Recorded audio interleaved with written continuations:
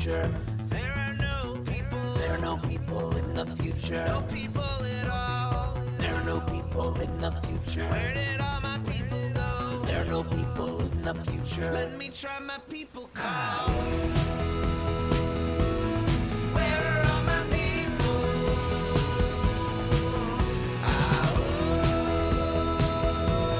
Where are all my people? I guess I'll fly away now. Hey, everybody, welcome. It is Wednesday, July 21st, 2021. Welcome once again to the newest edition of Raging Chicken's collection of podcasts. Yes, it's the Wednesday show with Cyril Mychalejko, progressive columnist for Bucks County Courier-Times and the Intelligencer.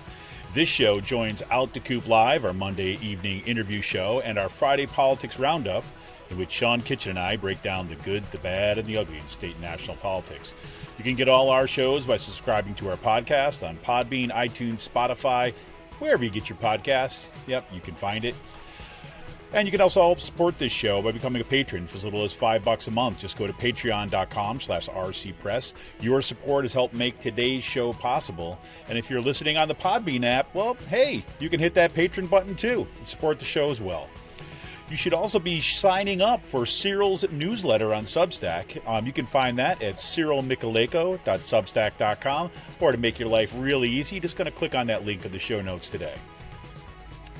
You can help out the show by heading on over to our YouTube channel and smash that subscribe button, like the stream for this show, and hit that notification bell so that you know every time that we go live. And you can even join our Discord server to continue the conversation all week long. Just click on the link in today's show notes, and it'll take you right there. Special shout out once again goes to Jonathan Mann, who wrote our intro song, There Are No People in the Future. Check out all his great stuff on his YouTube page and follow him on Twitter at SongADayMan, with two N's, at SongADayMan on Twitter.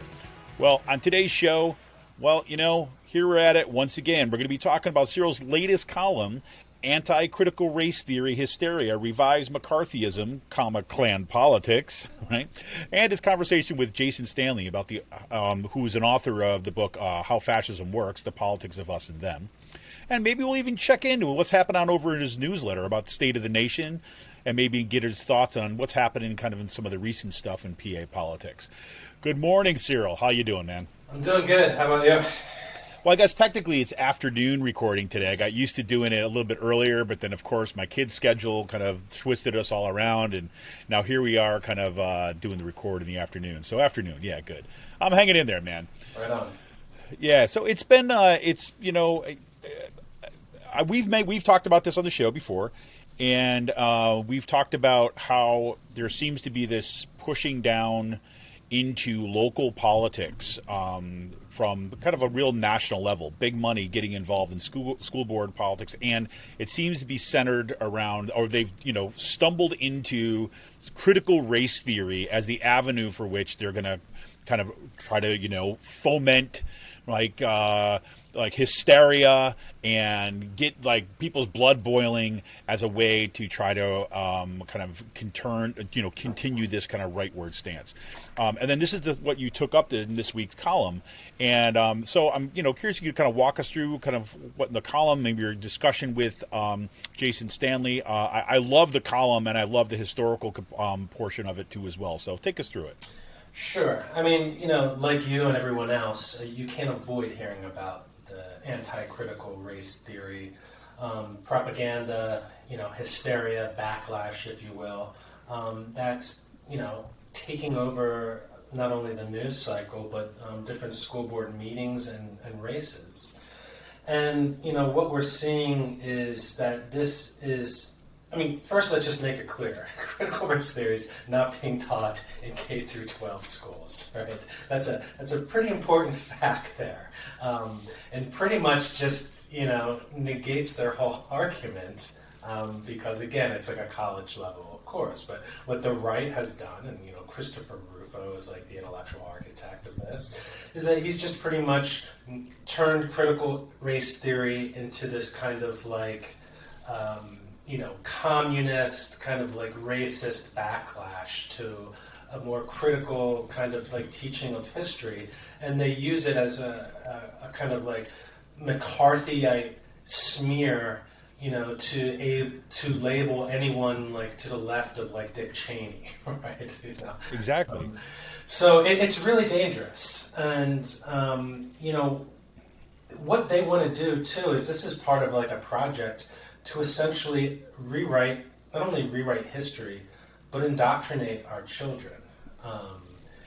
They don't want to teach. I was quoting like the one radio program, the Conservative Voice, and the Penridge school board candidates, the far right candidates, were talking, and the one woman was talking about slavery, right? And as she's talking, she's just like she's sounding like super annoyed that like slavery is something that like people are still talking about. Right. And teaching. And, so she says, well, we all agree it was wrong, and it's time now to move on. We live in the greatest country in the world, and that's what our kids need to be learning again, right? So what they want to churn out is just like these little, nationalists, right? Far-right nationalists who think exactly that. The country is the greatest in the world, and, there's nothing to learn from the mistakes of the past. Well, as she said, we are in the beginning stages of socialism now, right? So we've got to do everything we can or we're going to lose this greatest country on the planet.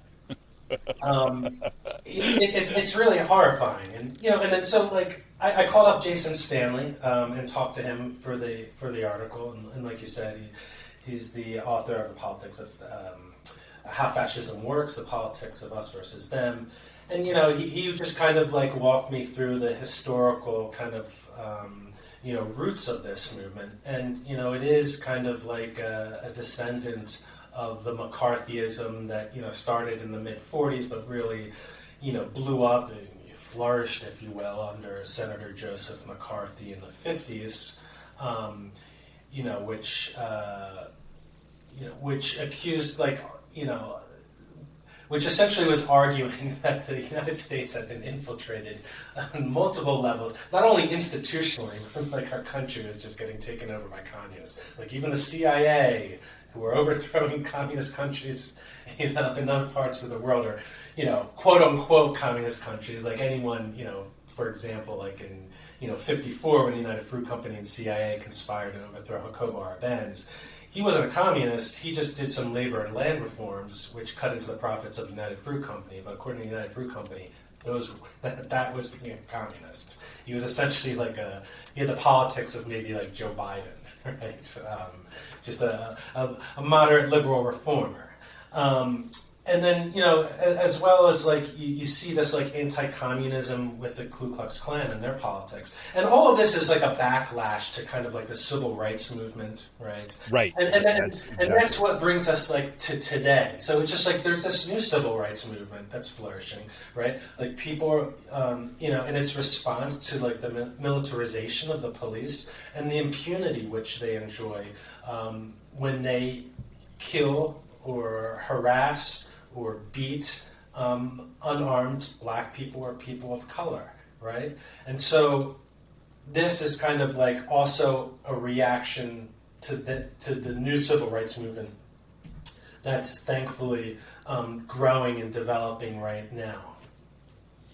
Oh, absolutely. And I think that, this is the backlash politics, right? This is the white backlash. This is, I've been reading a lot of, I read Heather McGhee's book on The Sum of Us, which is absolutely phenomenal, which she uses this metaphor, right, of kind of draining the public pools, right? The idea that, instead of expanding this to a multiracial democracy, that white supremacy demands that you even make like working class white people pay the price to maintaining segregation and separation. And then because of one of the recent Penridge school board meetings, you had a woman who was in there kind of waving white fragility, right, by Robin DiAngelo in her hand.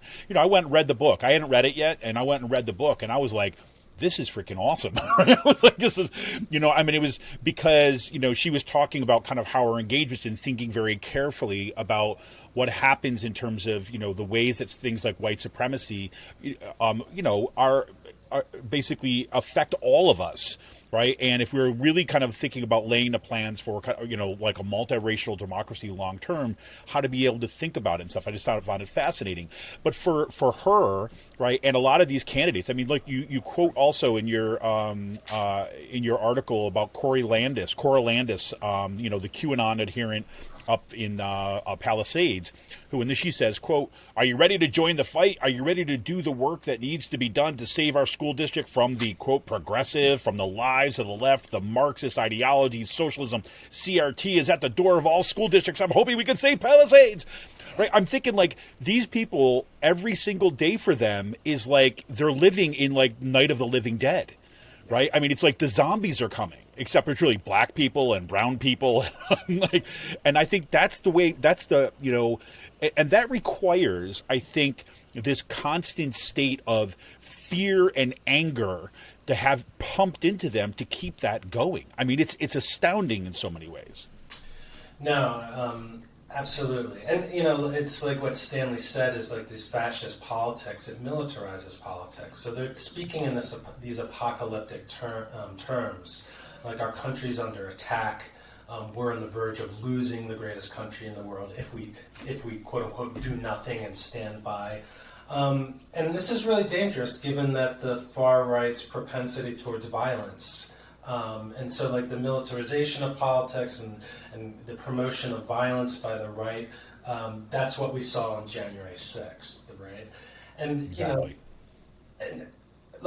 People should be really concerned when they're using this type of language. Like, who knows what could happen at one of these school board meetings? Like, in other parts of the country, it's gotten so heated, the police have had to come, right, to arrest people because they're just, like, frothing at the mouth, rabid with their rage and anger over something that does not exist, right? Over something that's not being taught in the schools. But again, like we said, like, that's just like the boogeyman that they're using. And again, they just want to rewrite history. And this isn't even new. Like, so, there was something that just happened in Texas, right? That the HuffPost and a bunch of other outlets reported about with their education bill about how it's like, now they're taking out kind of like, learning about Cesar Chavez, certain things with Martin Luther King. Both zombies. Yeah, exactly. The Klan is not to be taught as something that was like morally wrong, right? But this isn't new because like even back in like 2010, the right has been, attacking school curriculums. It's almost like an annual thing, right? So in 2010, like the same thing happened. I was just kind of like reading up, like there was like an ACLU press release about how like they wanted to remove like Oscar Romero, like mentioning Oscar Romero, who was the Archbishop in El Salvador, who was assassinated by a Salvadoran death squad of the right-wing military who the U.S. supported, right? Ronald Reagan, as well as we trained a lot of these members of the death squads, at the School of the Americas in Fort Benning, Georgia. So even, back in 2010, the Texas conservatives and Texas legislature were trying to rewrite the curriculum to remove or disappear people like Oscar Romero, and then just to, like they also, it was reported that they also were teaching the Confederacy and Confederacy politics in a positive light. And Kevin, your camera turned off. I'm not sure what happened. Oh, interesting. Well, hopefully, I think it's still recording, so let's go forward with it. Hopefully, I may cut this little section out of our thing in the end. Okay. That might be on my end. Anyways, but no, absolutely. I mean, I think that, what we're seeing here at this kind of militarization of politics and kind of like school board meetings is, of course, intimately bound up into the way that we've seen this stuff happening globally. And the worst thing about this is that, the solution that these folks are offering is to basically deny our kids the opportunity to grapple, right? With the complexity and the often contradictory and kind of, shameful parts of history. And that, for me, is like the worst thing in the world. I mean, what they're basically wanting us to do is to have a Disneyfication of history and teach only that. And we should say too as well is that it's not a coincidence that these upticks in this kind of CRT, like frothing at the mouth stuff, as you're putting it, is happening at the time as schools around the country are starting to do, DEI stuff. In other words, diversity, equity, and inclusion curriculums, right? Which is designed to make sure that, because you have a changing demographic and because that you're having public schools that are serving wider and kind of broader groups of students, making sure that schools are able to kind of like grapple with that, are able to work with that, and making sure that all kids right, find a place in public school. And so there's been these initiatives, and that's what's been the case, at least in Penridge. I mean, you see this, what's happening at these meetings is that they're able to tie like fairly kind of simple, kind of open, pro-kid kind of moves like DEI into this kind of CRT hysteria, right? And then basically point at those people who are working on this DEI curriculum and say, you are basically, like McCarthy, right? McCarthy sitting there and saying, we're going to have to call you before Congress to testify to prove that you're not a communist. I mean, it's remarkable how this goes. Yeah, I mean, if these people get into the school boards and, not to mention like the governor's race, which is so important in Pennsylvania. I mean, I wouldn't be surprised if we started seeing these kind of like McCarthyite trials of teachers, because you already see them pointing fingers and trying to conflate like what you were talking about, like a diversity and inclusion, with some kind of like communist plot to make our children hate themselves, right? Like they're trying to suggest that critical race theory, which again isn't being taught, teaching people to hate themselves for the color of their white skin. When what it actually does is the exact opposite, right? It's talking about like racism in systemic and like institutionalized terms, if you don't believe in systemic racism, which is something like Joan Cullen, who's on the board of Penridge, she clearly has tweeted that she doesn't believe in that, then the only other alternative is that every single person is a racist, right? So, like, there was just a story in the AP about, like, the Pennsylvania, like, juvenile justice system, and it showed that, like, blacks were disproportionately impacted. Black juvenile youths were disproportionately arrested, disproportionately removed from their homes, right, for minor offenses, right? So if that's not systemic racism, if that's not institutionalized and cultural behavior that we need to address and try to fix, then that just means every single person that works in the Pennsylvania juvenile justice system is a racist for doing that, right? It's real. Like there's liberal institutions that like suffer from this as well. Like the Southern Poverty Law Center, which is a great organization. They produce the best work. Like they had issues with racism and sexism within their organization, right? Yep, absolutely. And that's what we got to do. I mean, it seems to me is like this is what you're supposed to be doing in school, especially in a democracy, right? I think, I teach writing, I teach communication stuff and things like that. And one of the things that we always talk about in the classes, what does it mean to actually be in higher education for the purposes of, learning to be better and deeper democratic participants in our culture. Right. And the conclusion that I always say is, look, I always say, look, I'm going to spoil this ahead of time, is the idea. It's not that we all walk out of this classroom thinking the same thing. Right. It's that a matter of fact is that democracy depends on difference. Right. Democracy depends upon a range of different opinions that are often kind of in conflict with one another. Right. The difference between democracy and kind of like, let's go out and kind of have a duel. Right. Is that we rely upon persuasion and we learn to hear and exchange and debate things. Right. In good faith. right? And I said, and that's the ideal that we strive for, So the idea is not that you are now going to be convinced of what that person says. It's rather than both of you are going to be able to articulate each other's positions, understand it, even if you're in the end you're not going to agree with each other, right? That's the critical capacity that we're supposed to be doing. And what these folks are trying to do is remove the opportunity for that kind of exchange at the level of kindergarten, when kids are first learning this idea about negotiating difference. And that sets it up for a world in which good chunk of, half our population is going to be excluded, right, from being able to see themselves in their own curriculum in their own schools. Right, that's what these people want. I mean, that is why you call this white supremacy, right, as opposed to just someone with a different opinion. No, they're trying to exclude half of our population from being able to kind of have an opportunity to see themselves in our futures. So, yeah, I mean, pretty crazy.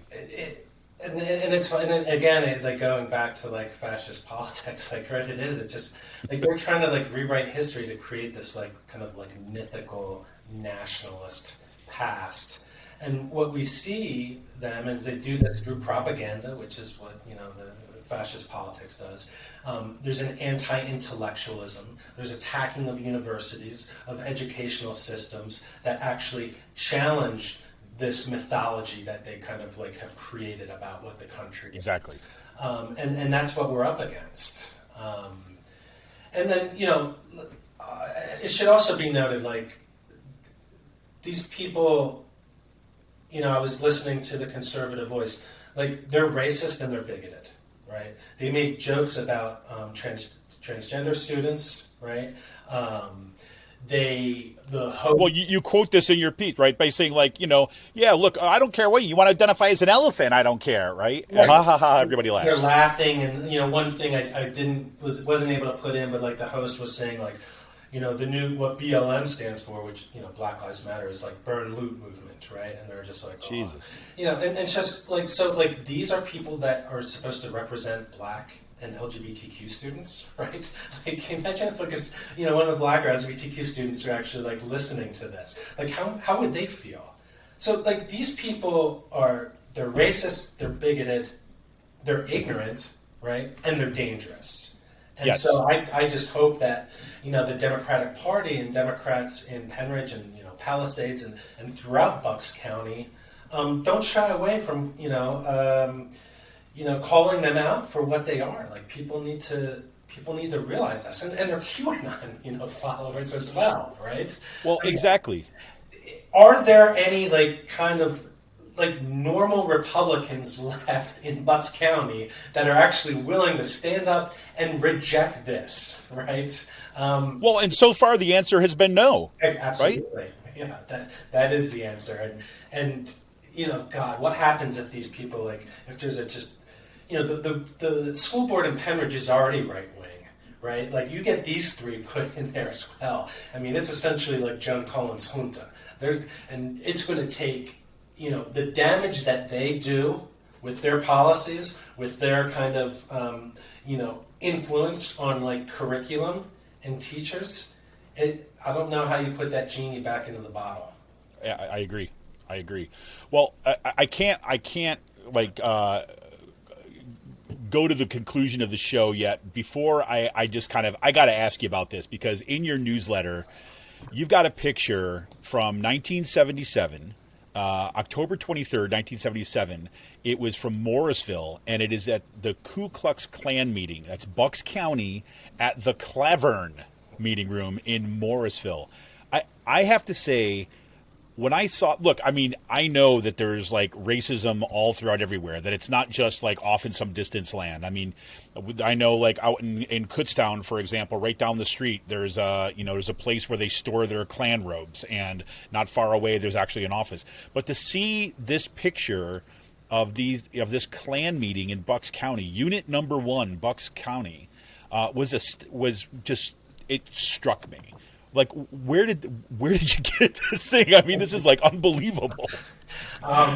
Yeah, so just as part of my research, right? So I was just kind of researching the Klan in Bucks County, and I believe it was Temple University had this archived, right? And it's just yeah, if people go to my newsletter, cyrilmychalejko.substack.com, you can see this, and it's intense, right? And you know, that's the politics that we're dealing with now. They're just not wearing their hoods anymore. It's just out in the open. And it's become so normalized that, you know, these folks are talking in racist terms and bigoted terms, and now they don't even feel like they have to hide it anymore. And you know, I think a lot of that is just like that's the legacy of the Trump administration. And that's one of the, you know, many dark things that he kind of left behind, was just this kind of like normalization of what many people would at least have, you know, it's horrible if you think that, but, you know, before they probably like realized, I probably shouldn't say this in public, right? You know, right. You know, people are going to, you know, realize that I'm a racist or accuse me of being a racist. Now it's just Republican politics. Like, that's the Republican Party. That's what it's become. It's a party of extremists. It's a party of conspiracy theory.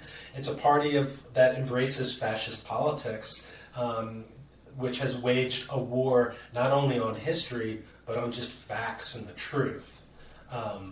But yeah, I mean, that photo is intense. And, you know, we were talking about this earlier. I was like flipping through my yearbook, class of '94, Council Rock.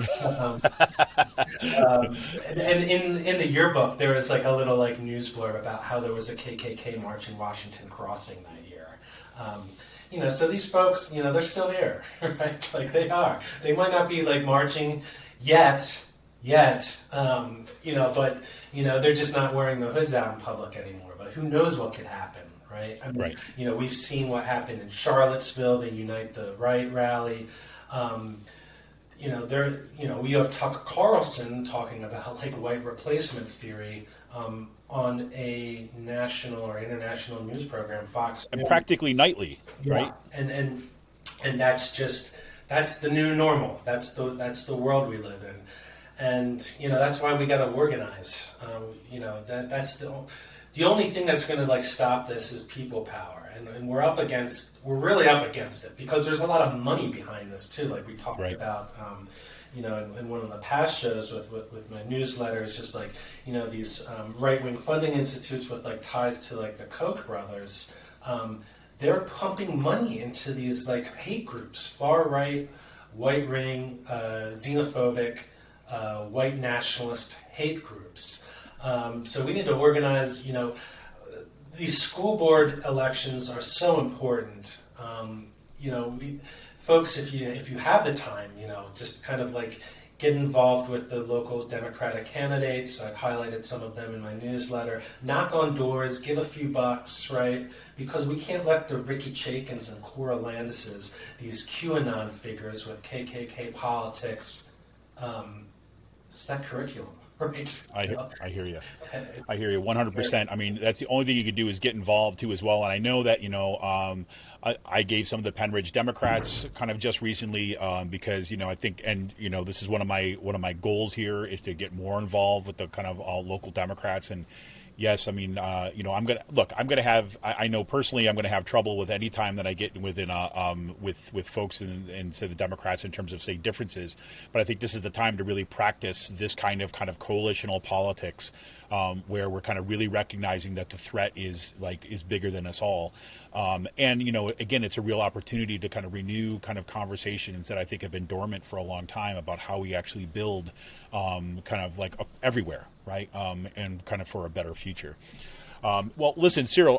So I know, like, you know, there's probably very little that's kind of out there to be able to write about these days. You're probably trying to figure out, you know, geez, you know, like I have to make some stuff up because I mean, it's not like there's like not voter suppression that is going on down the street. It's not that there's, you know, organizations that are doing work at every. Of course, there are these things, but so what are some of the things that you're kind of thinking about or you're working on for future columns? Sure. I mean, you know, what you were just saying, like, you know, the same folks that are kind of and the same lawmakers that are pushing this anti-critical race theory, hysteria and legislation are the same ones that are trying to, you know, steal the last presidential election and are still kind of like pushing that big lie that led to the insurrection, like white Christian nationalist Doug Mastriano right here in Pennsylvania. Yeah, exactly.